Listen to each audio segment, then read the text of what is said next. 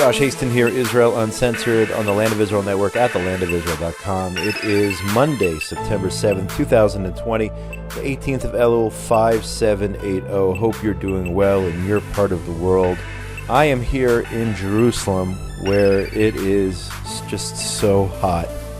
We are experiencing a crazy heat wave in this country. And, maybe I shouldn't complain because we had a relatively moderate summer here in Israel. I think there was a heat wave in May, and then we had normal temperatures throughout the summer. But over the last couple days, here there's a report indicating that in Jerusalem there was a record on Friday. It was the hottest day in the month of September registered in 118 years, according to N12 News. It got up to 106.5 degrees Fahrenheit, 41.4 degrees Celsius, and it's not much cooler. It is still this intense heat wave here in Israel, in Jerusalem, throughout the country. It is crazy hot, and I think there's no end in sight. Based on my app on my phone, my weather app, I don't see an end in sight. The J-Post says that it's going to be this hot until Wednesday, but I usually save weather till the end of the show, and it's usually positive. I usually like to talk about the rain in the winter, but I think that the weather is just making people here just nuts. It's just crazy. I don't know what it is out on the roads, and the roads are usually a crazy place here in Israel, but just the way people are driving and acting and the whole coronavirus, we're going to talk about that in a second, the decisions people are making. Just something is out of whack. And I feel like the sun is just on my head, and I'm sitting here in an air-conditioned office in Jerusalem. But nevertheless, something is going on, folks. Something is going on. And unfortunately, top story is the coronavirus pandemic, the situation here. It is getting better. It is getting much worse. Hopefully it'll get better soon. But I'm going to talk about this article here. Front page today, Monday's Jerusalem Post. The country woke up yesterday, believing that at a minimum, 8 to 10 of Israel's reddest cities, those are the cities where people per capita have the highest corona infection rate, would be locked down by Monday. However, amid extreme pressure by the ultra-Orthodox parties, the government approved imposing only night curfews on 40 red cities. So no full lockdown, night curfews.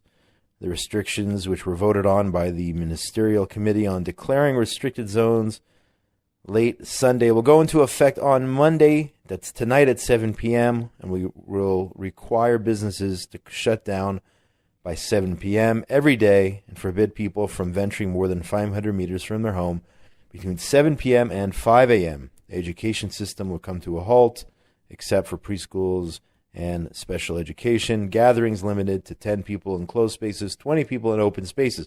So those are for the red cities, those where the situation is just really, really bad. I don't personally understand the plan. I'm not a medical expert. I've said it throughout this coronavirus pandemic. I really don't understand what's going on here, or the virus, or what really needs to happen. I've heard so many different opinions. I'm certainly not an expert, but I don't get the plan here. Again, maybe it's the heat affecting people's ability and judgment, to put together a plan that makes sense. So it sounds like this. It sounds like go out all day. I'm talking about the red cities. Go out all day, go to work, go wherever you want, do whatever you want. And if you get exposed, then you're exposed. And then at night, bring it back home and expose the rest of your family. That's what this plan sounds like to me. Okay, up until 7 p.m., you're free to go out. Of course, you're gonna keep 2 meters and masks, which is not happening. I can tell you, I was walking around downtown Jerusalem, just going to the supermarket yesterday. Not everyone's keeping 2 meters or masks. A lot of masks around the chin. Not everybody. Some are wearing them properly. Let's be fair. So go out, get infected, bring it back home. But by 7 p.m., as long as you do it by 7 p.m., that's the plan right now. In addition, entering and exiting these cities, these areas which are red, which have the worst infection rates, will be unrestricted. So if you make it home safe, let's say by 7 p.m., and then you invite over some friends, you can let them infect you, or let your family infect friends who come over to visit you. So it's a night curfew, but it's really not a curfew because people can come in and out. Okay, so I don't understand how that's a curfew per definition of what a curfew is. What a curfew is everyone's inside, no one's roaming the streets, no one's coming in or out. That's my understanding of a curfew. So that's the second part of the plan. All right, and how did this go down? Again, the Prime Minister in meetings with the coronavirus czar and everyone else involved, deciding that this is what they were going to do. According to reports, Prime Minister Netanyahu told the Haredim, ultra-Orthodox, that even if there is a holiday lockdown, even if Israel decides to fully re-implement a lockdown, they will still be able to pray in synagogues.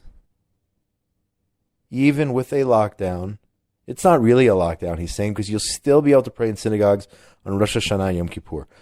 Are you kidding me? Okay, what this is, those who insist on going to a synagogue, this is in my opinion, this is worshiping the synagogue and not God. This is worshiping the quorum, the minyan, and not God. There is no reason why somebody cannot pray either alone at home or outdoors with, of course, spacing and masks and the whole deal. We are in a global pandemic. God, I can't speak for God, folks, but he obviously does not want us in synagogues. And I don't think he wants us in demonstrations with tens of thousands of people either. Let's not pick only on, let's be clear, I'm not picking on the ultra-Orthodox. Okay, but to say we're going to have a closure on everything except for synagogues is not a real closure. And I don't care what holiday it is, the highest holiday of the year, Rosh Hashannah, Yom Kippur. In Judaism, life is the most precious thing. Life is the most important thing. More important than praying with 9 other men, if you're a man, okay? You can listen to the shofar. Today, Rosh Hashannah is over Saturday, Shabbat, and Sunday. So there's only one day of shofar. You can listen to the shofar at home. You can listen to the shofar at an outdoor minyan, an outdoor quorum of prayer. You don't have to be inside a building.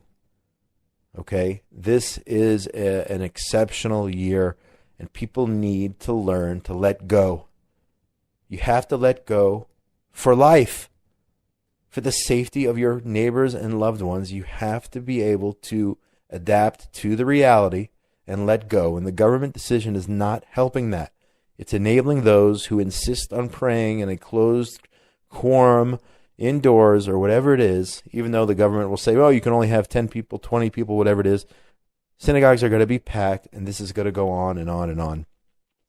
In addition to the protests and everything else in other communities. Energy Minister Yuval Steinitz reacted to the decision to postpone the closure, I'm talking about here curfew only, or so-called curfew only, saying the calculation is simple. 3,000 verified coronavirus patients a day is more than 1 million patients a year. Folks, that's where we are now. We're between 2,000 and 3,000 a day confirmed cases. He said the following: there is no escape from a general closure and immediate and sharp measures, which are the only way to dramatically reduce the number of patients.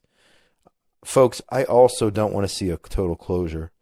But at this point, tell me what the alternative is. What is the alternative to a total closure? Tell me. I know this has become like a political thing. Like if you're on the right wing, you're supposed to believe in no masks and no closures. And if you're on the left wing, you're supposed to believe in more closures. And I'm not, people know my political positions, okay? But we're talking about health here. We're talking about a global pandemic. I don't want to see a total closure, but tell me, if you're out there listening to this podcast and you're a professional in the field, what is an alternative to a total closure here in Israel, where we have the highest infection rate per capita in the world? We blew this. Our government blew it. I don't think we have another choice. Maybe I don't know what I'm talking about. Our numbers are terrible, the worst in terms of infections in the world. I think we have no choice, especially with the high holidays starting next week. to implement a total closure. I don't see any other way. We did it in the spring, and it helped knock out the infection rate when things started to open again in May, when people started going back, kids started going back to school, restaurants, all that stuff opened up, and I understand for the economy that it's a killer. It's a killer in terms of the financial ramifications. I get it. We have to control this coronavirus. It has to go away, or at least go down, so it doesn't crash the health system. We have to save lives. You have to do so many other things, and I'm sorry, I just don't see it happening right now. I hope that somebody can take true leadership here and get us back on the right path, left, right, or center. I don't believe this is it is political here, unfortunately. People are making decisions based on what's good for them politically, which is sick.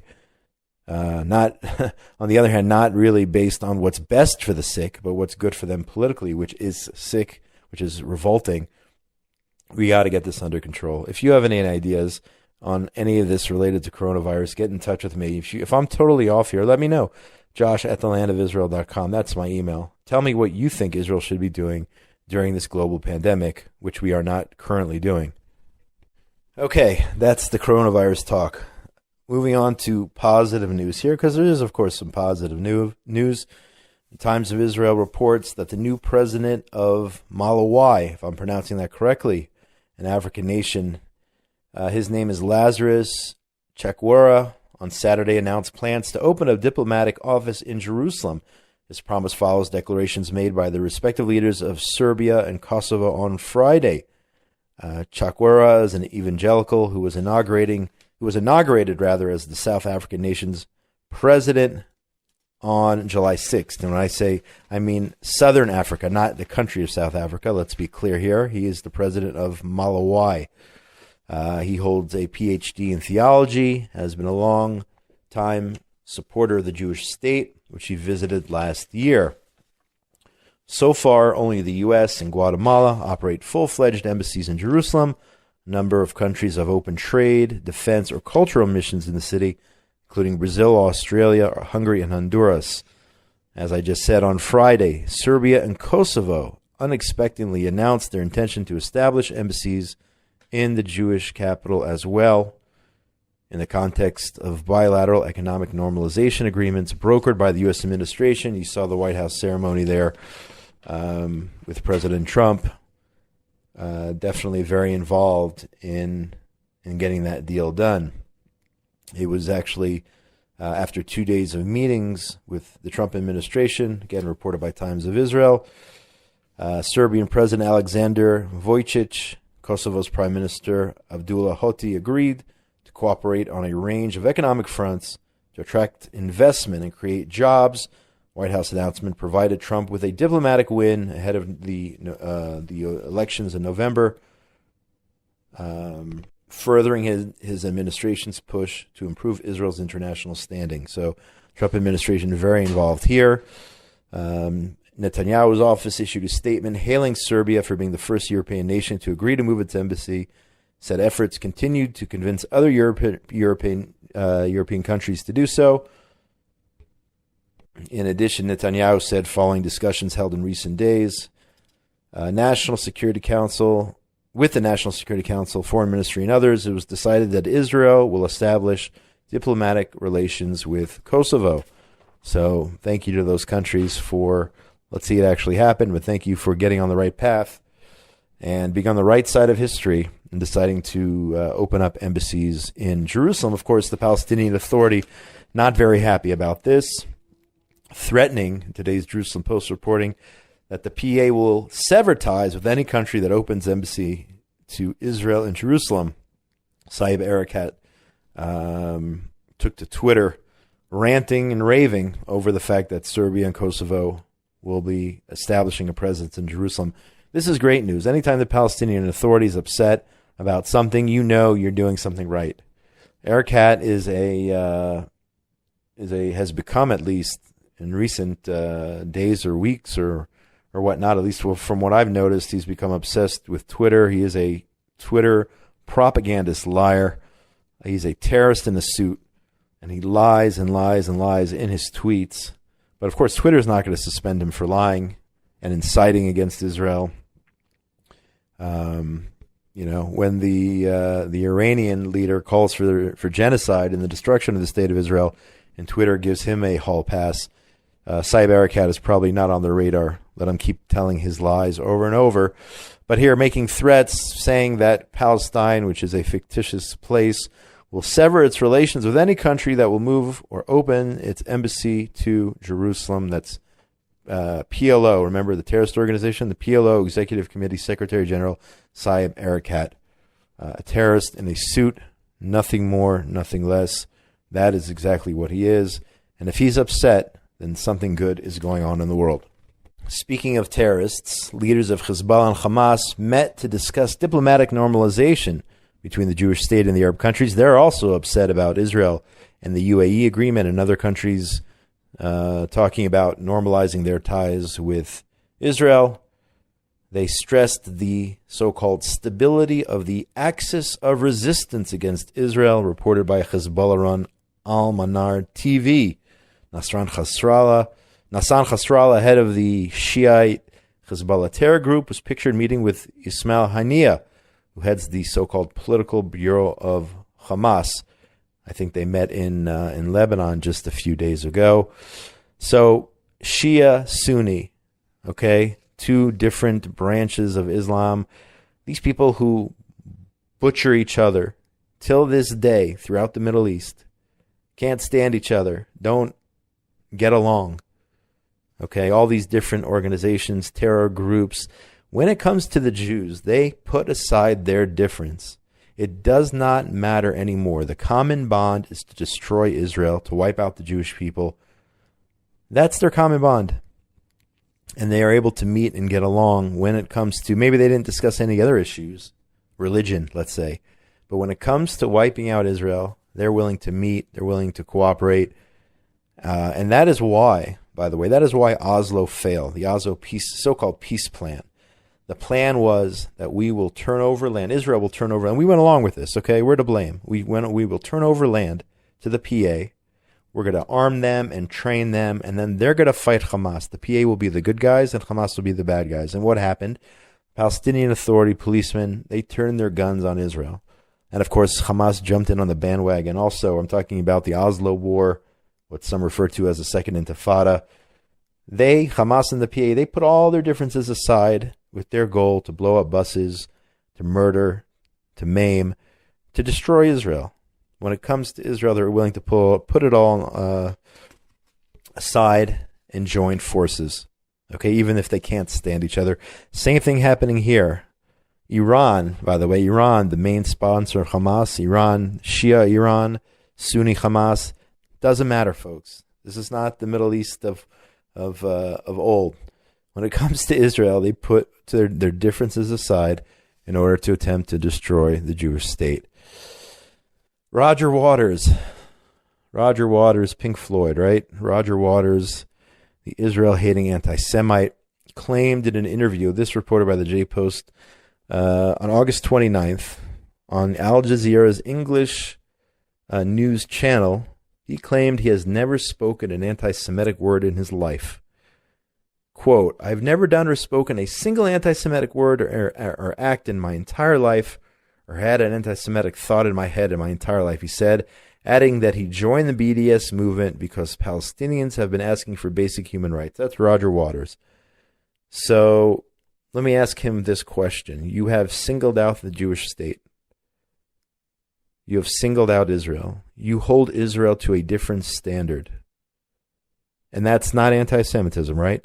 Holding Jews to a different standard as anyone else? Holding the Jewish state to a different standard? That's the definition of what anti-Semitism is.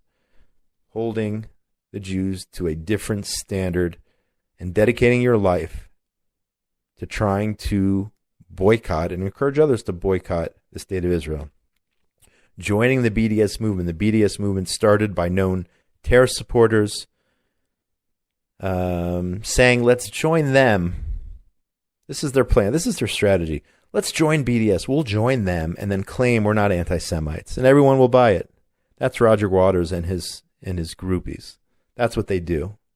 Let's back those who murder Jews, support the murder of Jews, and want to destroy Israel. Then we'll claim we're not anti-Semites and everyone will love us.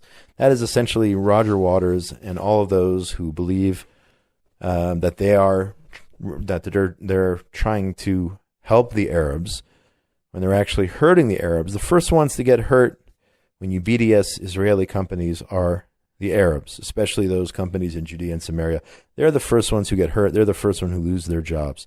And now you're going to claim you're doing what's best for the so-called Palestinians. It's absolute nonsense. He's an anti-Semite. He's a rabid anti-Semite. The BDS movement's goal is to destroy the state of Israel, not to do anything positive for the Arabs who live under the PA. What are they doing? Why isn't BDS going crazy about the situation in Lebanon or Syria or Jordan for those who call themselves Palestinians? Why aren't they doing anything there? Why aren't they stopping the bloodshed in any other country in the region? It's not about that. It's about their hate of the Jews, their hate of the state of Israel. And Roger Waters is, he's done too many drugs. He's comfortably numb, I'll tell you that. That he certainly is. Speaking of anti-Semites and more BDS hate, here, this is in the U.S. JNS reports San Francisco State University's Arab and Muslim Ethnicities and Diaspora Studies Department is scheduled to host later this month a virtual conversation with a known Palestinian or Arab terrorist. Leila Khaled played a critical role in 2 airplane hijackings as a member of the PFLP terror organization. Israeli Shin Bet considers her part of the Jordanian command of the PFLP, but nevertheless, on September 23rd, she will be on a Zoom call titled Whose Narrative? Gender Issues, Gender, Justice, and Resistance, a conversation with Leila Khaled, hosted by the San Francisco State University, a group of professors from San Francisco State University. Khaled was one of the hijackers, on TWA Flight 840 from Rome to Tel Aviv in 1969, and on LL Flight 219 in 1970 from Amsterdam to New York. Anything goes now in the U.S., right? Freedom of speech before anything else, even for known terrorists, Jew haters, and murderers. These, you know why this is happening? These are the extremists in the Democratic Party. It's thanks to them, the so-called progressives, that something like this can happen in the U.S., that an event like this can take place where a terrorist is given a podium, a murderous terrorist involved in hijackings is treated like a queen and given a podium to speak on a U.S. college campus. That's where we are in the U.S. I'm telling you, man, we have issues here in Israel, but if I was a parent of a child going into college in the U.S., I would think twice about sending my kid, I would say Yeshiva University and Turo, those types of places, okay, but I wouldn't send my kid to, even if they were smart enough to get into Harvard or one of these other schools, Berkeley or who knows what, I wouldn't send. Why would I have any of my kids, why would I want to subject them to this type of hatred and abuse? And I'm not saying run away from the problem. Every Jewish child entering college in America should have the right to attend the university of choice without discrimination, without anti-Semitism. But that's the reality on campus. It's not going anywhere. It seems like it's just getting worse. So again, I'm not trying to say we should be cowering. I'm not trying to say that kids should not have the right to attend the college of their choice. I'm saying come home to Israel. That's actually honestly what I'm saying. Not only because of the situation on campus, just in general, people should be coming home to Israel. Even with whatever issues we're having, coronavirus and whatnot, this is the place to be. Nevertheless, disappointing that in a U.S. college today, mainstream is freedom of speech over calling out hatred and anti-Semitism, giving a voice. That's the most important thing, right? Giving a voice for everybody, even if they are a known terrorist. That's where things are right now. So anyway, if, again, it's just me, I would not want to, if I had a kid of that age, I would not want them to be a part of any of that stuff. I'm trying to be crystal clear here, not to cower, but come home to Israel. This is where you should be, and I have no problem saying that. Just a little bit of local politics here. The Jewish press reports that we talked about Corona in detail before, but with the coronavirus pandemic's morbidity in Israel increasing, a survey was conducted by Mano Geva, an iPanel, showing that Yamina chairman Naftali Bennett, his party, would receive 19 seats in a future, and it's only a matter of time here in Israel, future Knesset elections. Let's be clear, if elections were held now, Likud would receive 31, Yamina, Naftali Bennett's party, 19, Yair Lapid's Yesh Atid, 15, and on and on. And I said this before on the show. Naftali Bennett, he had a plan months ago to fight Corona. But because of politics, no dice, because he is hated by some in the Likud, and some even say the Prime Minister is not a big fan of Naftali Bennett, even though he worked for him, even though Naftali Bennett was our defense minister, unfortunately for just a short period, we all have to suffer because he's somebody who actually had a plan on paper, which could have been implemented months ago. Because that plan was ignored, I believe we're in the situation we're in today. Naftali Bennett should have been the coronavirus czar months ago and given the opportunity to fight the pandemic. And this is insanity, and we're all going to suffer because of politics. That's just the way it is. I'm going to finish the show here on a positive note, as I try to do every week. Maybe you watched the game yesterday between the Baltimore Orioles and the New York Yankees. Dean Kremer, I believe it's pronounced Kremer, I'm not sure, is it Kramer or Kremer? He's the first Israeli to be drafted by a major league team, made his debut on Sunday, and he pitched real well. I didn't watch the game. I saw some of the highlights this morning. The kid threw for, I think he threw 88 pitches. He pitched a one-hitter, one earned run, or the Orioles won 5-1. Very impressive, maintaining his composure. It was one run over 6 innings, 7 strikeouts, and just 3 walks, 1 earned run. Impressive. Israel now making itself known in Major League Baseball. Last week we talked about the Tour de France. I wrote an article this week for JNS News about the fact that for the first time Israel has a team and a rider in the Tour de France, and now an Israeli pitching in Major League Baseball. So congratulations to Dean Kremer for not only pitching yesterday, getting the start for the Baltimore Orioles, but also picking up the W, 6 solid innings, a one-hitter against the greatest baseball team, arguably, which has ever played the game, the New York Yankees. So congratulations there. Anyway, hope I didn't depress you too much with this week's show, but I call it as I see it here on Israel Uncensored. Didn't want to have any guests on because of so much to talk about in the news. Just wanted to do a little ranting and raving about the realities here, the good, the bad, and everything else in between. Get in touch with me during the week. Josh at thelandofisrael.com on Facebook, Joshua Hasten or Josh Hasten Israel Advocacy and Journalism. On Twitter at Josh Hasten, on Instagram as well. Big shout out to Benjamin Bresky, engineer extraordinaire. Tabitha Epstein for everything she does behind the scenes, and everyone else here at the Land of Israel Network. We are almost there. We are almost at Rosh Hashannah. The first ever. We went through the Passover coronavirus holiday, and now we're going into the Rosh Hashannah, 6 months later, Rosh Hashannah coronavirus holiday. Well, I'm sure we'll talk more about Rosh Hashannah next week's show, since we have about another, 12 days until the high holiday season starts for Jews around the world. Anyway, from a very, very hot day in Jerusalem, most importantly, everyone out there in the wonderful world of ours, be safe. Shalom, shalom, from the eternal capital of the Jewish people in the state of Israel. Shalom.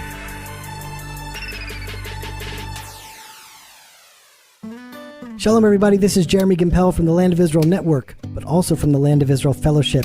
Today, Ari and I and Tehila Gimpel are preparing for the biblical feasts. We have members from 31 countries joining us every week.